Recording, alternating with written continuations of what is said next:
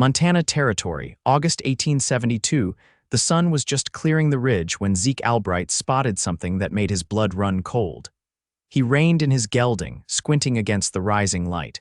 There, out on the far edge of the range fence, was a figure. A girl, tied up.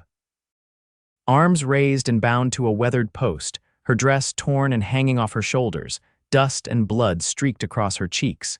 Zeke's heart punched his ribs. He kicked his horse into a hard gallop. As he drew closer, he could see she was breathing, her chest rising in shallow gasps. Her head lolled, dark hair tangled across her face. Her wrists were raw where the rope bit into them. "Hey," he said, dismounting fast. "Hey, I got you." Her eyes fluttered open, green and dazed, locking on him. She tried to speak, but her throat was too dry. Zeke pulled his knife, slicing through the ropes. Her body slumped forward, and he caught her before she hit the dirt. She was light as a sack of feathers, skin hot with fever. "Can you walk?" he asked, steadying her. She shook her head. "Hurts." "All right." He gently lifted her into his arms and carried her to his horse. "You are safe now." She did not fight him, just clung weakly to his shirt as he swung up behind her and rode hard for home. Zeke's cabin sat tucked against the edge of the Bitterroot Mountains, a half-day's ride from town. He had built it himself after the war, far away from people, from memories. He did not get visitors. He liked it that way. But now he had a girl in his arms who had nearly died on his land. He carried her inside and laid her on his cot, then fetched water from the well and soaked a cloth to press against her forehead. She was burning up. Her lips were cracked and her wrists were a mess of torn skin. "Drink this," he said, lifting a tin cup to her mouth. She sipped, coughed, then tried again. Her eyes watched him closely, warily. "What is your name?" he asked. "Etta," she rasped. "Etta Callahan." "I am Zeke Albright," he said softly. "You are safe here, Etta." She nodded slowly, but her body stayed tense. Like a deer that had not yet decided if it was out of danger, Zeke sat beside her through the morning, changing the cloth, coaxing her to drink. She slept in fits, murmuring things he could not make out. It was past noon when she finally spoke again, her voice clearer. "They left me," she said, eyes fixed on the ceiling. "Took everything, my satchel, my shoes, said I was just wait." Zeke's jaw tightened. "Who did?" "3 men. I was trying to get to Helena. My uncle lives there, or did. I do not know anymore. I hired passage, thought they would help me. One of them turned mean when I would not, when I said no, so they tied me up and left me here." Zeke's hands curled into fists. He had seen cruelty in the war, but this was something else. "You are safe now," he said again. "I will not let anyone hurt you." Etta looked at him for a long time. "Why did you help me?" Zeke met her eyes. "Because no one helped my sister when she needed it." That was all he said. He did not speak of the way he had found his younger sister back in Kansas after the soldiers had come through. He did not speak of the grave he had dug with his bare hands, but Etta seemed to understand anyway. The next day, she could sit up. She ate broth from a tin bowl and kept it down. Her skin was still pale, but the fever had broken. "You live alone?" she asked, her voice still hoarse. "Yes." "No wife?" "No." "Why not?" Zeke looked at her. "Never met someone who made me want to stay." Etta's cheeks flushed. She looked down into her bowl. He cleared his throat. "You got family in Helena?" "Maybe. My uncle used to write my pa, but we have not heard from him since last winter." Zeke nodded. "When you are strong enough, I will take you there." She looked up, eyes wide. "You would do that, even after what happened?" "I would not leave you out here," he said. Later that evening, she limped slowly around the cabin, getting her strength back. Zeke watched her from the porch, arms crossed. "You built this place yourself?" she asked, running her fingers along the doorframe. "Every inch, it feels. Solid, like it would not fall apart in a storm." "That was the idea." She smiled a little, and something shifted in Zeke's chest. That night, she slept in his cot again, and he laid a bedroll near the fireplace. The cabin was silent except for the crackle of the fire and the wind brushing the logs. "Zeke," she whispered in the dark. "Yes, thank you." He turned his head toward her. "You do not have to thank me." There was a long pause. "Still," she said. "I am glad it was you who found me." He did not say anything. But he lay awake a long time, staring at the ceiling, thinking about the girl tied to the fence, and the strange ache in his chest that had not been there in years. By the 4th morning, Etta was strong enough to help him with breakfast. She stirred the eggs while he sliced bread. They ate in quiet, but it was not an awkward silence. After breakfast, he took her for a walk along the tree line. She leaned on him when her legs tired, and he did not mind one bit. "You really do not talk much," she teased. "Never saw much use in it." "Well," she said, smiling, "I talk enough for both of us." He chuckled low in his throat. "That you do." Etta tilted her head at him. "You are not what I expected." "What were you expecting?" "A rough old man with missing teeth." Zeke laughed, the sound surprising them both. "Sorry to disappoint."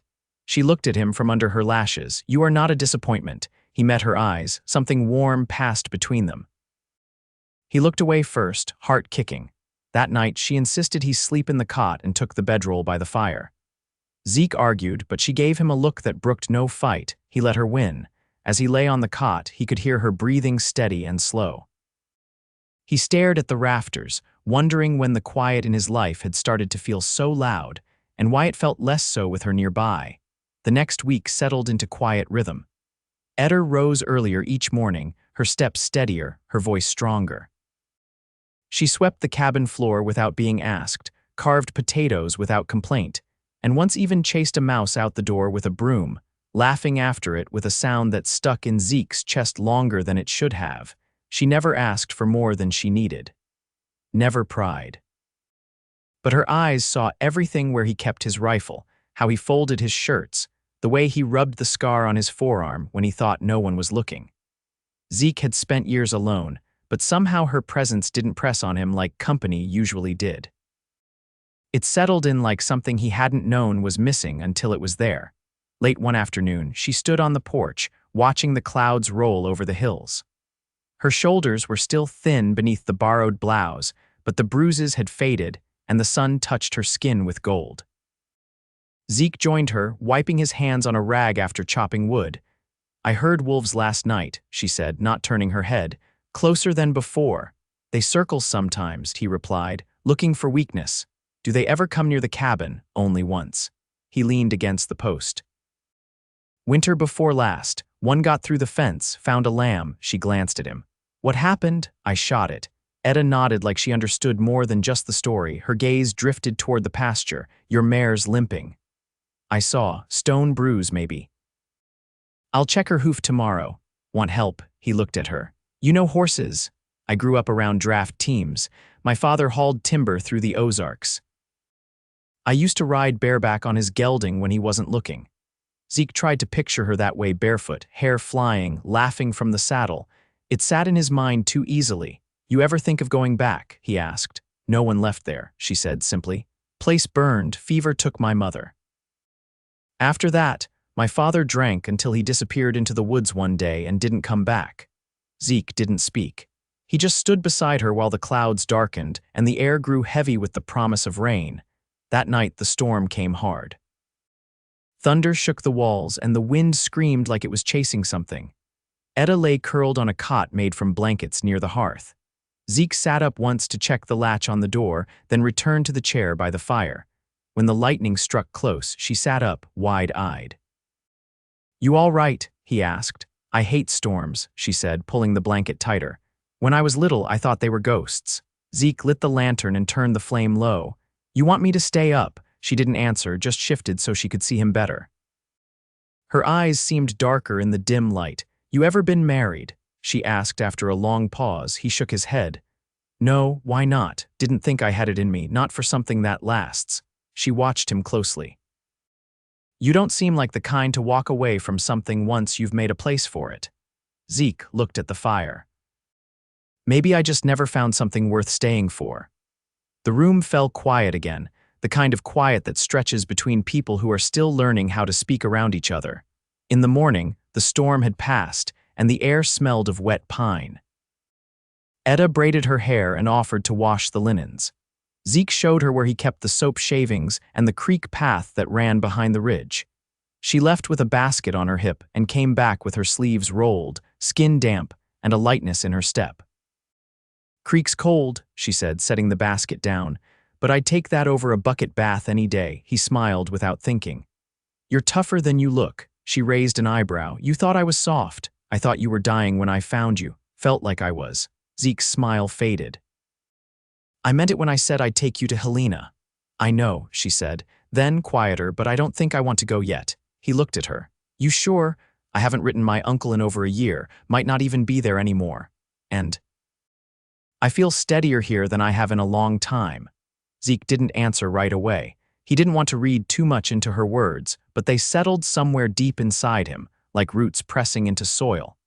He'd brought her here to heal, to find her footing again. He never expected her to stay. That evening, she brought out a small tin from the satchel the men hadn't taken, one of the only things left to her. Inside was a folded scrap of blue cloth, and sewn into it, a single brass button. My mother's, she said, placing it in his hand. She used to say, keep a piece of something you love and you'll find your way to more of it. Zeke turned the button over in his fingers. You want me to keep it? No, she said, her voice low. I want you to understand why I'm still here. He met her eyes. She didn't look away. The wind outside had gone still, the kind of stillness that settles in just before something begins. The days stretched long and golden, August flattening into the kind of warmth that clung to skin and slowed every movement. Zeke spent most mornings in the east pasture, tightening fence wire and checking for signs of elk or mule deer that might press through.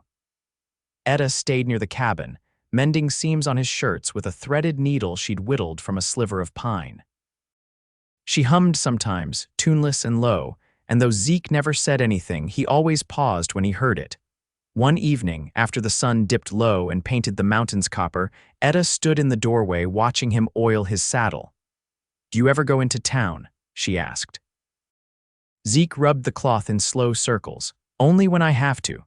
What's it like? He set the tin down and wiped his hands. Dry, dusty, loud. There's a mercantile, a stable, a post office that's only open 3 days a week, and a saloon that never shuts. She leaned on the doorframe.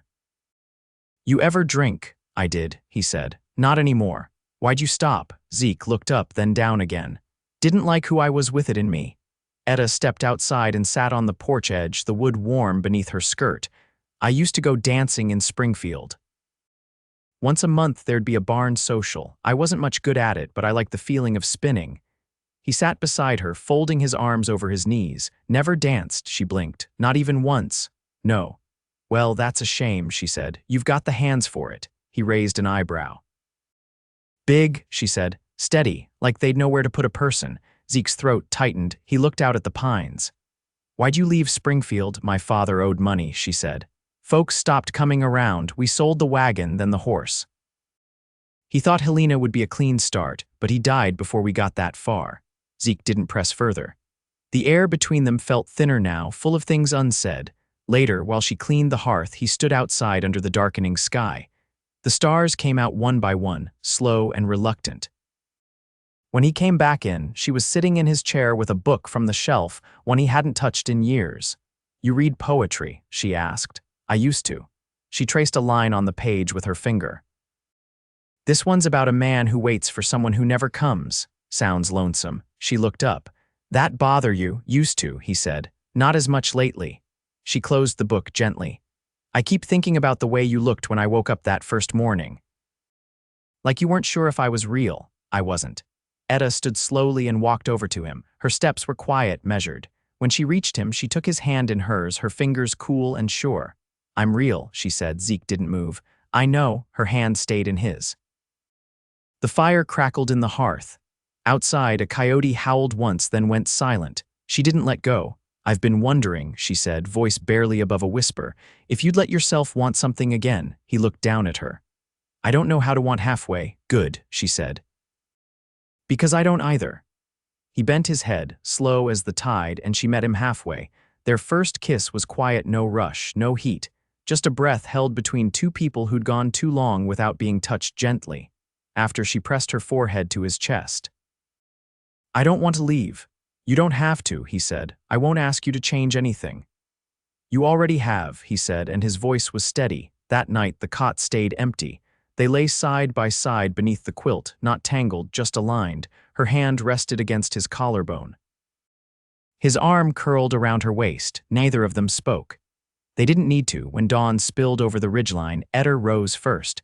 She dressed in silence and stepped outside barefoot, the grass cool beneath her soles. Zeke followed, shrugging into his shirt as he came to stand behind her.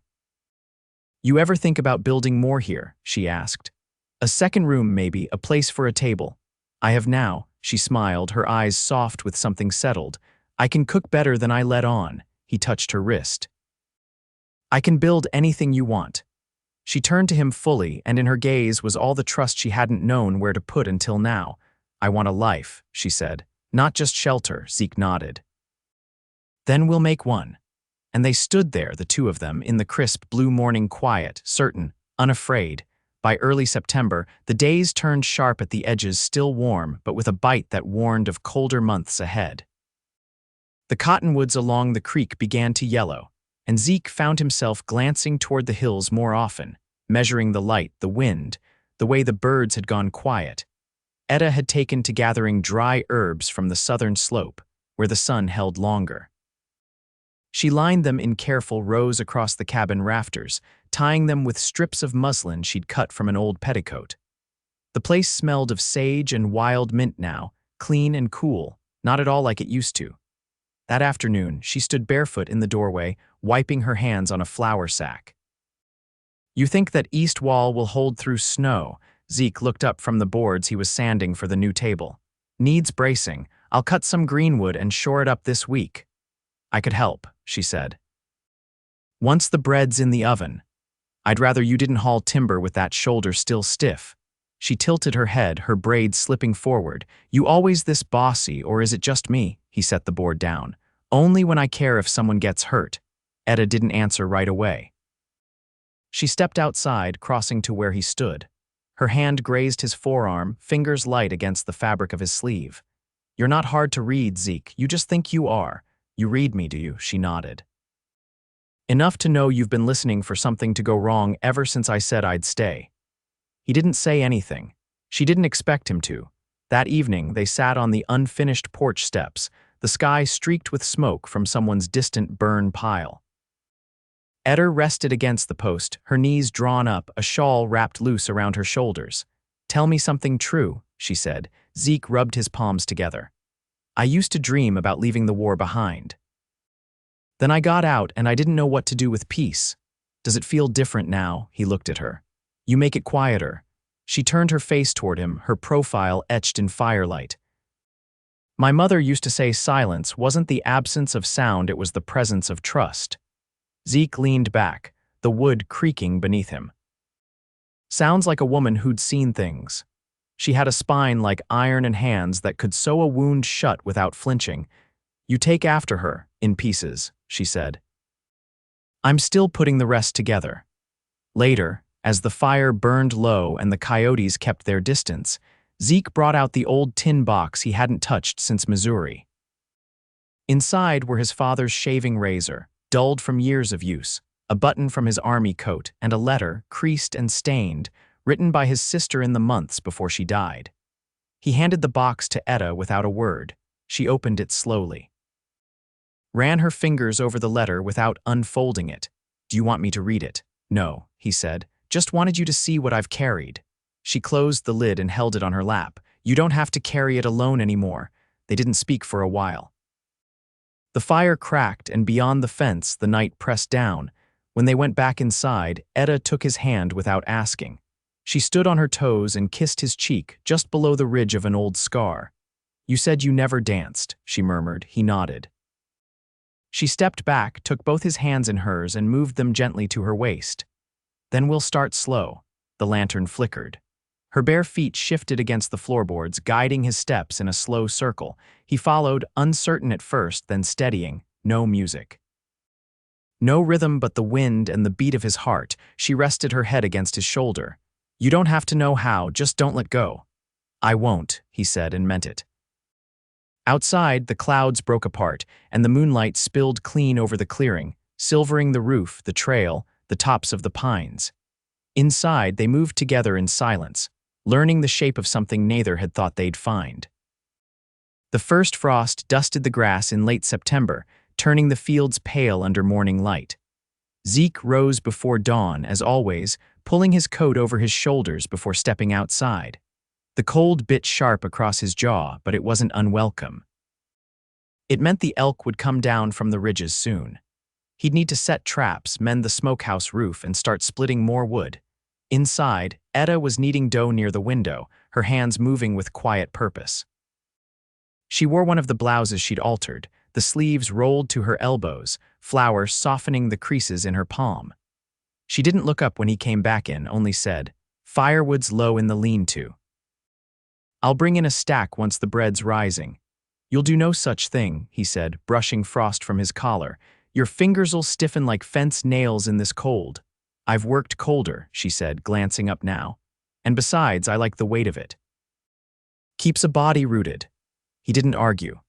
He'd learned not to, not when she got that look about her chin high, eyes steady, like she'd already made up her mind and was simply waiting for him to catch up. By mid-morning, they had the table moved out under the awning so Zeke could finish sanding the legs. Etta brought out 2 chairs she'd scrubbed clean the day before and sat cross-legged beside him with a pile of linens to mend. "You ever think about getting animals beyond the mare and the hens?" she asked, threading her needle. "Thought about a milk cow," he said. "Maybe a pair of goats for brush clearing. You'd need more fencing." "I would." She looked over at him, sun catching the strands of hair that had slipped from her braid, "and someone to help run the place come spring." Zeke set the rasp down. "You offering?" She smiled, but it was quieter than before.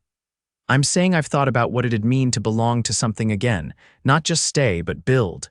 Zeke wiped his hands on a rag. "What would you want it to look like?" "If it was yours, too." Etta considered the question, then said, "A garden, not just herbs, tomatoes, beans, squash, maybe a line for drying clothes so I don't have to use the porch rail." His voice was soft. "And inside, a shelf for the books," she said. "A cradle someday." Zeke's breath caught not from fear, but from how easily he could see it. The garden, the cradle, her hands brushing flour from her cheek while bread baked in the oven and wind moved gentle through open windows. He reached across the table, his hand closing around hers. "Then we'll make all of it, Etta. Every bit." The next morning, they rode to town together, the mare newly shoed and steady under them. Etta wore a wool shawl he hadn't seen before, navy with woven red thread at the edge. She said it had belonged to her mother. He didn't ask how long she'd kept it tucked away. At the general store, she traded mended linens for coffee beans, salt, and a new kettle. Zeke picked up nails and a coil of rope. Folks stared. Some Zeke didn't come to town often, and never with company, but no one said much. When a man near the rail yard tipped his hat to Etta and called her Miss Callahan, Zeke didn't miss the way her spine straightened or the way she nodded without flinching. They returned home beneath a sky thick with migrating geese, the cabin chimney already smoking from the fire she'd banked before they left. Zeke unloaded the supplies while Etta unpacked the satchel. That night, they sat close near the hearth, her feet tucked beneath his leg, his arm around the back of the chair. She read aloud from a book she'd found in the mercantile's trade box, something about a ship and a lighthouse and 2 people who couldn't speak the same language but learned how to understand each other all the same. When the fire thinned to embers, she closed the book. "Zeke, if I asked you to marry me, would that make me improper?" He turned toward her, eyes steady. "Only if you thought it'd be wrong to hear me say yes." She set the book down. "Then I'm asking." He took her hand, kissed her knuckles. "Then I'm saying yes." They married 2 weeks later on the ridge above the pasture, with only the wind and the pines for witnesses. Etta wore a dress she'd sewn from muslin dyed with walnut hulls, rich as earth. Zeke wore his best shirt and the boots he'd saved from the war. He carved 2 plain rings from a strip of old silver he'd been given by a man he once saved on the trail home from Missouri. Afterward, they returned to the cabin and shared a meal of roasted partridge, flatbread, and the last of the summer berries. That night, they lay wrapped in one another, no promises spoken aloud, none needed. Years passed. They built the garden she'd imagined, and the fence held through winter. They bought 2 goats from a trader out of Missoula and a young milk cow from a widow moving east. The cradle came in the second spring, carved by Zeke's hands and painted soft green by Etta's. They planted cottonwood saplings along the fence line, and by the time their son could walk, the trees were tall enough to cast shade through the heat. They named him Elias after no one in particular, just a name they both said aloud one morning and knew was right. Zeke taught him to whittle. Etta taught him to listen. Some nights, after the boy was asleep and the dishes were done, they danced again. No music, just the sound of crickets and their boots against worn floorboards. They never once spoke of the fence where she'd been left. But Zeke added a post there years later with a carved cross and a line of wildflowers planted beneath it. Not for mourning, for remembering. Peace never came all at once. It came in pieces, in the way she laughed when the bread rose just right, in the quiet press of his hand against hers when the wind turned cold, and in the life they built slow and solid, nothing borrowed, nothing owed. They grew old in that cabin, side by side. Every step forward earned, every morning together a grace neither had dared once to imagine.